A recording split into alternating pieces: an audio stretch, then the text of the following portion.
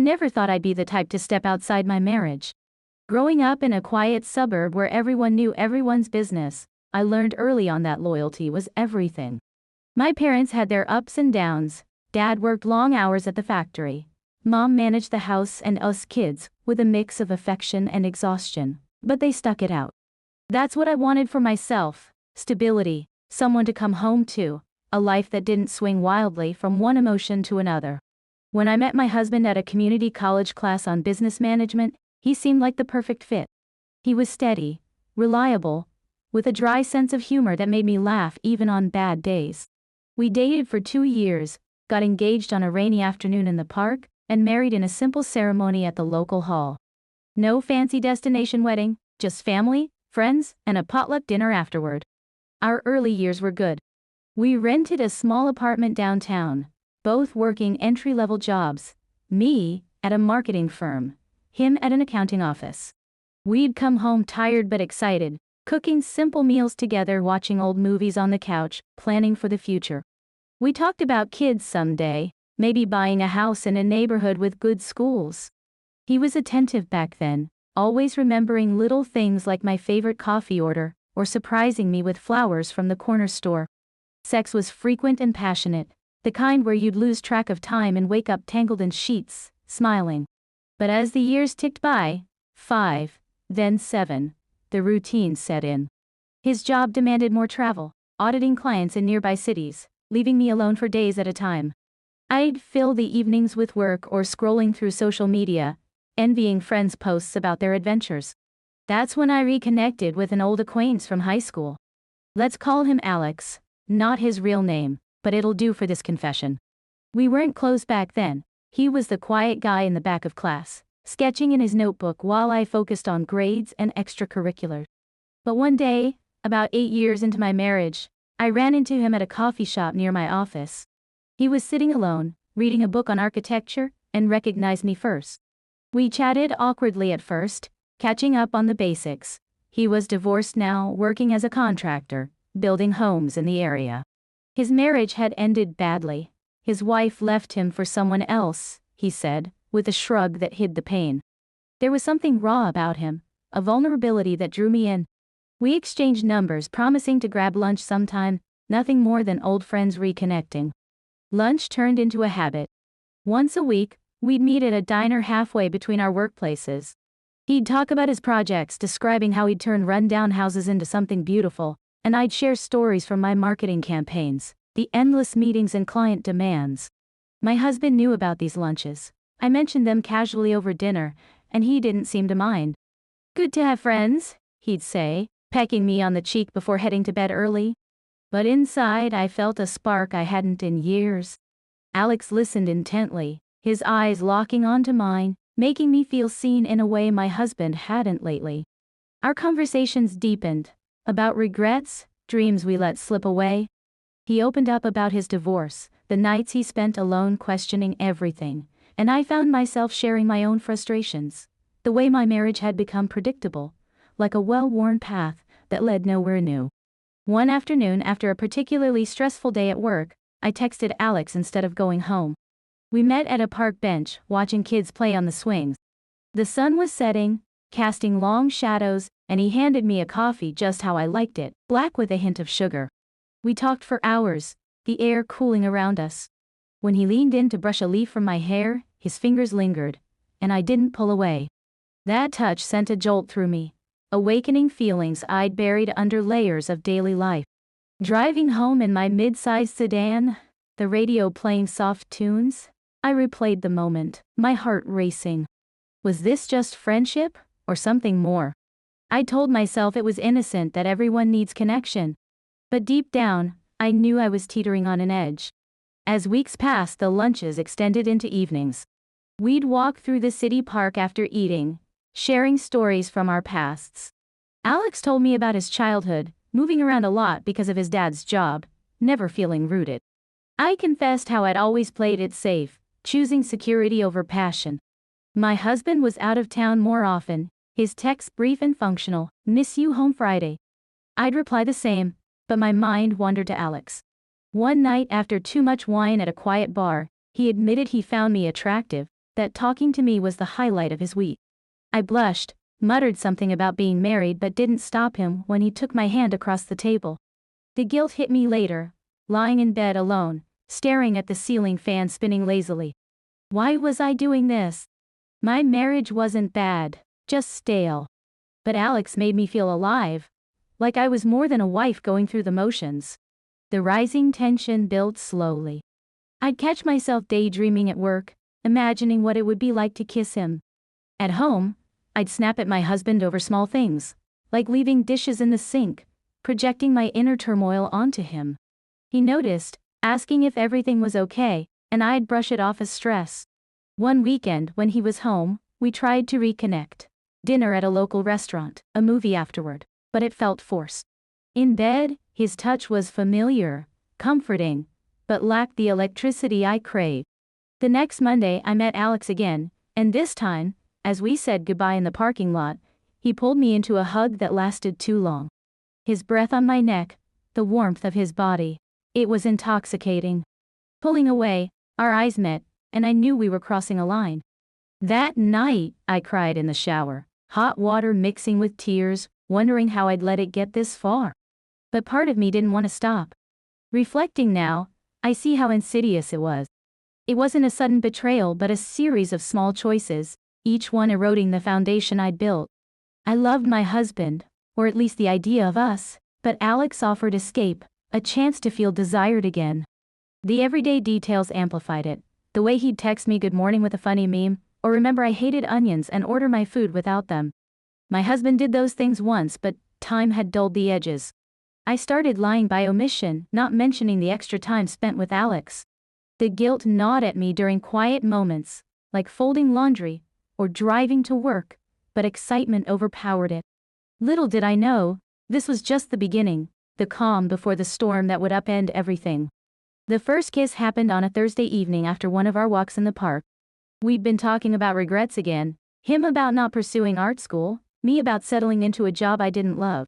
The air was crisp, leaves crunching underfoot, and as we reached his truck, he turned to me with that intense look. "I can't stop thinking about you," he said softly. Before I could respond, his lips were on mine, gentle at first, then urgent. I kissed back, my hands on his chest, the world fading away. It lasted maybe a minute, but it felt eternal. Driving home, my lips tingling, I felt a mix of exhilaration and terror. What had I done? My husband was due back the next day, and I had to act normal. That weekend was torture. We went grocery shopping together, him pushing the cart while I added items mechanically. At night, when he initiated sex, I went through the motions, my mind elsewhere. Guilt twisted in my gut like a knife, but so did desire. Alex texted me Sunday, "Can't stop replaying it. When can I see you?" I deleted the message, heart pounding, but replied later from the bathroom. "Soon." The secrecy added a thrill, like I was living a double life. At work, I'd stare at my computer screen, productivity shot, replaying the kiss. Colleagues noticed my distraction, asking if I was okay, and I'd smile, blaming it on a headache. Our meetings escalated. The next week we skipped lunch and met at a motel on the edge of town, a dingy place with faded curtains and a buzzing neon sign. I told my husband I had a late meeting. He believed me, as always. Alex and I didn't talk much at first. We fell into bed, clothes scattered, exploring each other with a hunger I'd forgotten. It was passionate, raw, nothing like the comfortable routine at home. Afterward, lying in his arms, he traced patterns on my back, whispering how beautiful I was. I felt desired, alive, but as the high faded shame crept in. I showered at home before my husband arrived, scrubbing away the evidence, but the scent of Alex lingered in my mind. This pattern continued for months. We'd steal afternoons or evenings, always careful, different motels, paying cash, no paper trail. Alex opened up more, sharing details of his failed marriage, the arguments over money, her emotional distance, the day she packed and left. It made me feel closer to him, like we were kindred spirits trapped in unfulfilling lives. I'd vent about my husband, the way he'd zone out during conversations, his growing belly from stress eating, how sex had become perfunctory. Alex listened without judgment, making me feel validated. But there were cracks. He'd sometimes cancel last minute, citing work, and I'd feel insecure, wondering if he was seeing someone else. Jealousy flared, ironic given my situation. At home, things deteriorated subtly. My husband and I argued more, over bills, chores, nothing major but frequent. I'd pick fights to justify my actions, telling myself he didn't care enough. One night, after a fight about him forgetting our anniversary, I stormed out and drove to Alex's apartment for the first time. It was a modest place, tools scattered from his contracting work, books on shelves. We made love on his couch, intense and desperate. Staying too long, I rushed home, fabricating a story about visiting a friend. My husband accepted it, but his eyes lingered, a flicker of doubt. "You seem different lately," he said. I denied it, heart racing. The emotional depth hit me during quiet moments. I'd wake up at 3 a.m. staring at the sleeping form next to me, wondering who I was becoming. I loved my husband in a deep, habitual way. He was my partner, my history, but Alex ignited passion I'd thought lost forever. Therapy crossed my mind, but admitting the affair felt impossible. Instead, I journaled in secret, pouring out my confusion. The rush of sneaking around versus the stability of home. Everyday details grounded it, the way I'd hide my phone, or spritz perfume to mask Alex's cologne. Work suffered, I missed deadlines, my boss pulling me aside for a talk. Then came the first twist.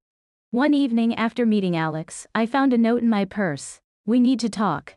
Huh, my husband? Panic surged. Had he found out? I confronted him that night, but he looked confused. "What note?" It wasn't his handwriting. "Alex? But why?" The next day I asked him. He denied it, suggesting maybe a coworker prank. Uneasy, I pushed it aside, but suspicion lingered. Our affair intensified, as if danger fueled it. We'd meet in his truck behind abandoned lots, quick and fervent, then part ways with promises of more. Reflecting, I see how addiction-like it was. Each encounter released endorphins, temporarily easing the void, but left me craving more. My husband's touches felt foreign now. I'd fake enthusiasm, mind on Alex. Friends noticed my weight loss, the dark circles under my eyes, attributing it to stress. I isolated myself, canceling plans to preserve energy for the double life.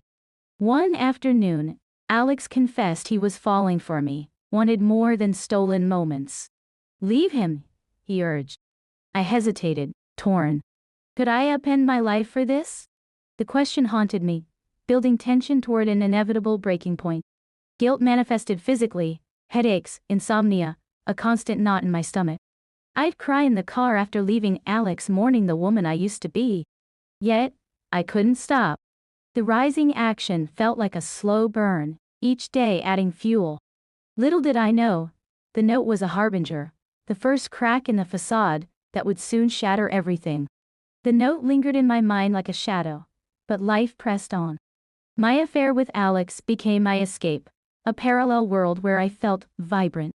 We'd evolved from motels to his place more often, him cooking simple meals, pasta with sauce from scratch, salads with fresh veggies. Sitting at his kitchen table, sharing wine, felt intimate, domestic even. He'd play soft music on an old radio, and we'd dance slowly, his hands on my waist. "This could be us every day," he'd whisper. I'd smile, but inside conflict raged. Leaving my husband meant dismantling a life we'd built, shared finances, mutual friends, the comfort of routine. At home, the disconnect grew. My husband suggested a weekend getaway to rekindle things, booking a cabin in the woods. I agreed, hoping it might snap me out of it. We hiked trails, cooked over a fire, talked about old times. Sex that night was tender, reminiscent of our early days, and for a moment, I felt connected. But by morning, thoughts of Alex intruded. I texted him from the bathroom, "Miss you?" He replied instantly, "Come over when you're back." The guilt was overwhelming, yet addictive. Back in the city, I dove deeper into the affair. Alex introduced me to his hobbies, sketching buildings, visiting construction sites. One Saturday, while my husband thought I was shopping, I joined Alex on a job, watching him direct workers, his confidence mesmerizing. We sneaked kisses in empty rooms, laughing like teenagers. But doubts crept in. He'd get calls he wouldn't answer, excusing them as clients. Once, I glimpsed a text from an unknown number. Last night was fun. He brushed it off as a wrong number, but unease settled. The emotional layers peeled back. I started therapy secretly, claiming it was for work stress. The counselor probed gently, and I skirted the truth, talking about marital dissatisfaction. Communication is key, she said. I tried with my husband, date nights, open talks, but my heart wasn't in it. Alex filled the void, our conversations turning philosophical, life's brevity, pursuing happiness. He shared childhood traumas, absent father, overbearing mother, making me feel protective, needed. One night after a heated argument with my husband over his late hours, I fled to Alex. He comforted me, leading to passionate sex. As we lay there, he proposed, "Move in with me." Shocked, I stalled. "It's complicated." He pressed, revealing he'd been saving for a fresh start. The pressure built. I loved the idea but feared the fallout. Then, another twist. I found lingerie in my husband's suitcase after a trip, not mine. Heart sinking, I confronted him. "Client gift," he claimed, but his eyes shifted. Was he cheating too? The irony hit hard. I spiraled, accusing him wildly.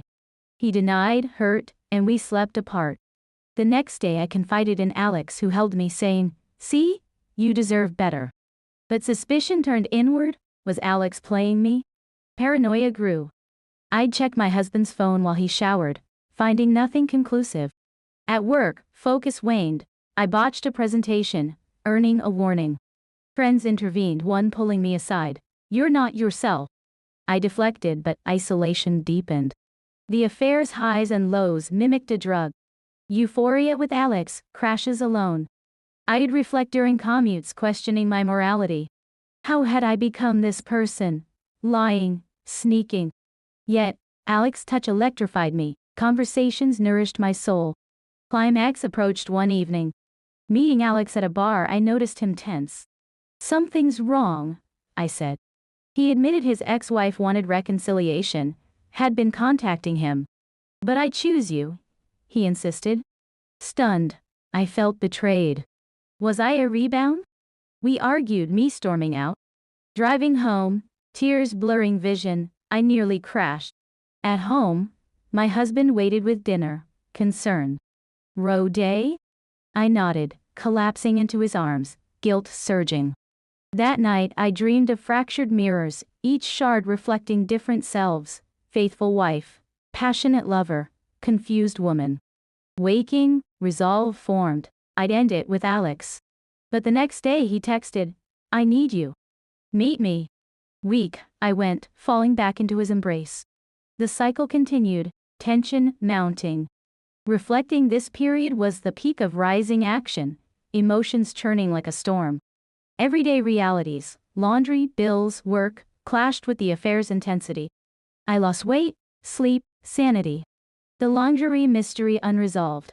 I hired a private investigator secretly, draining savings. Results pending, anxiety peaked. Little predictable events added realism. Alex's truck breaking down, us laughing as we pushed it, my husband surprising me with breakfast in bed, stirring old affections. But the undercurrent was deception, building to an explosion I couldn't foresee. The investigator's report arrived via email, an innocuous subject line hiding dynamite. Opening it at work, my hands trembled.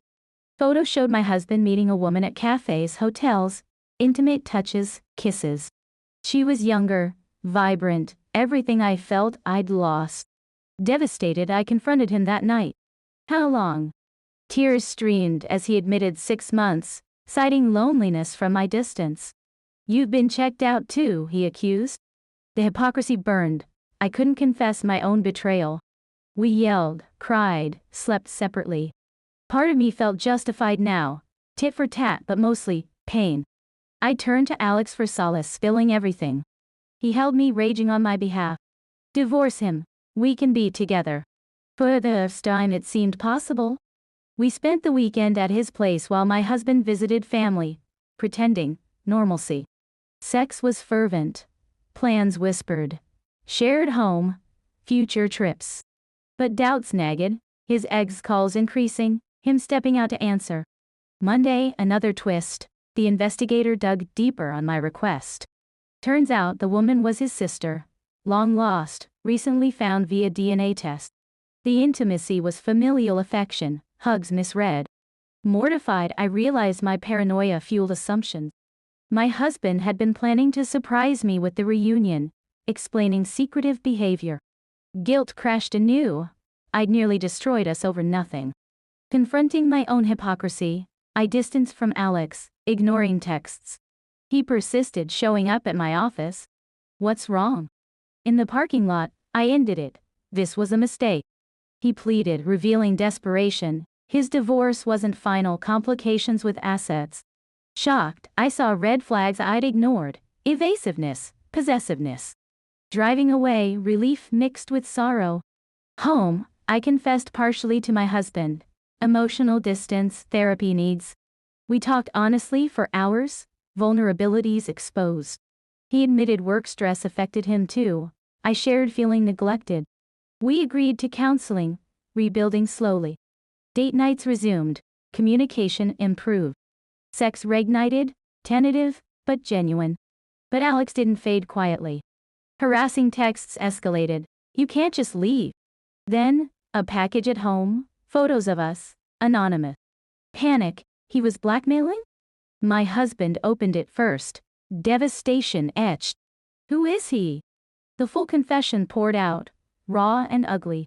He left that night, staying with a friend. Alone, I shattered, sobbing on the floor, regretting every choice. Days blurred in agony. Work on autopilot, friends avoided my calls.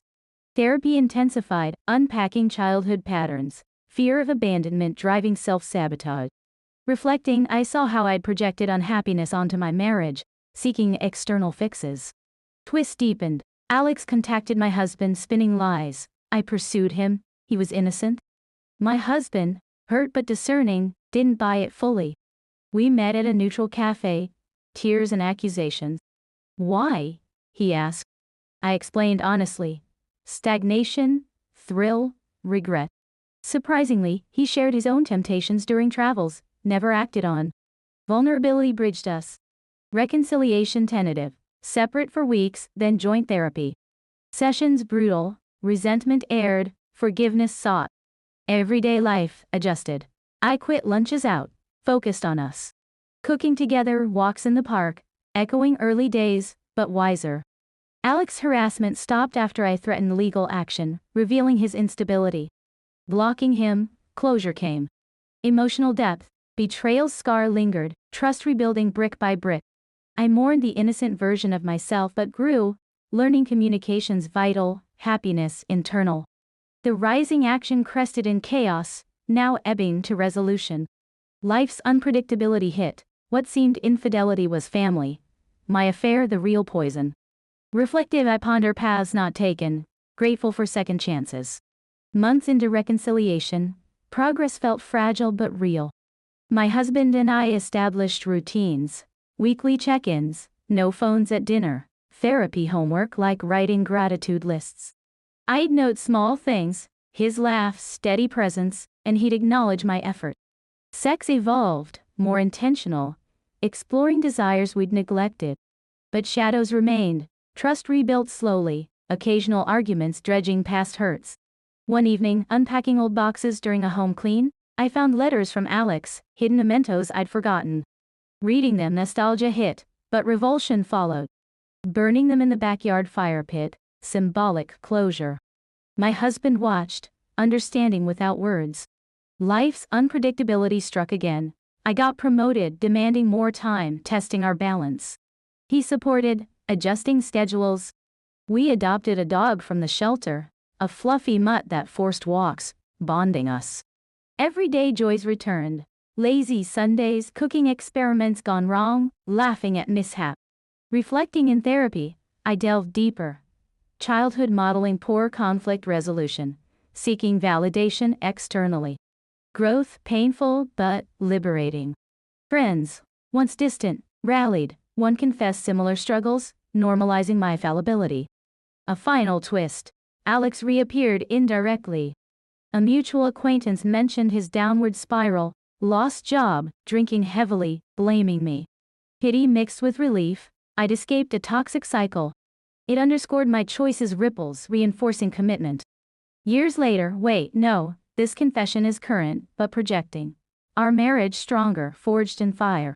We traveled modestly, a road trip through countryside, rediscovering each other. Kids discuss seriously now, future brightening. Emotional rawness. I still cry sometimes, regretting pain caused. But forgiveness, self, and mutual, heals.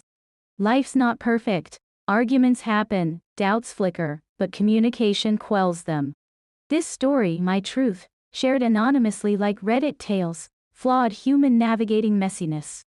If you're reading, know infidelity's allure deceptive. Real connection demands work, vulnerability. I've learned the hard way, emerging wiser, grateful. The reconciliation wasn't linear. There were setbacks. One night after a good day, my husband snapped over a minor issue, dirty dishes, and old accusations resurfaced. "Can I ever trust you again?" he yelled. I retreated, sobbing in the bedroom, questioning if we'd make it. But morning brought apologies, therapy tools deployed, active listening, empathy exercises. We practiced, awkward at first, but effective. Social life rebuilt cautiously. Dinner with couples felt scrutinized. I'd overcompensate, clinging to his arm. Gradually, authenticity returned. A friend's wedding triggered memories. Our own vows, broken then mended. Dancing there, his hand in mine, hope swelled. Professionally, the promotion challenged me. Late nights tempted isolation, but I communicated, involving him in decision. He surprised me with packed lunches, notes inside, "Proud of you." Reciprocity built equity. The dog's arrival transformed daily life. Naming him Buddy, we'd walk him in the park, discussing dreams, home improvements, maybe a garden. Buddy's antics, chasing squirrels, snuggling, lightened moods, reminding us of simple pleasures. Alex's echo faded, but lessons endured. I volunteered at a support group for relationship issues, sharing anonymized experiences, finding purpose in helping others. One woman's story mirrored mine, her tears evoking empathy. Physically, I prioritized health, gym sessions, better eating, boosting confidence. My husband joined, turning it into dates, post-workout smoothies, playful competition. Intimacy deepened beyond physical. Emotional nakedness became norm. Sharing fears, aging, failure, strengthened bonds. Sex varied, sometimes slow, exploratory, others quick, passionate. Rediscovering each other felt like dating anew. Family dynamics shifted. Visiting parents, I appreciated their endurance, confiding vaguely in Mom. Her advice: marriage is work, but worth it if both commit. Unpredictable events tested us. His job layoff, financial strain. We budgeted tightly, supporting each other. Me encouraging resumes, him handling home. It bonded us, adversity as adhesive. Reflecting nightly, journaling evolved from guilt to gratitude. Life's nuances, morning coffee rituals, evening cuddles, anchored me. The affair, a dark chapter, taught self-awareness, communication's power. If this resonates, no recovery possible. My story, imperfect woman finding redemption through honesty, effort. Raw emotions linger, but hope prevails.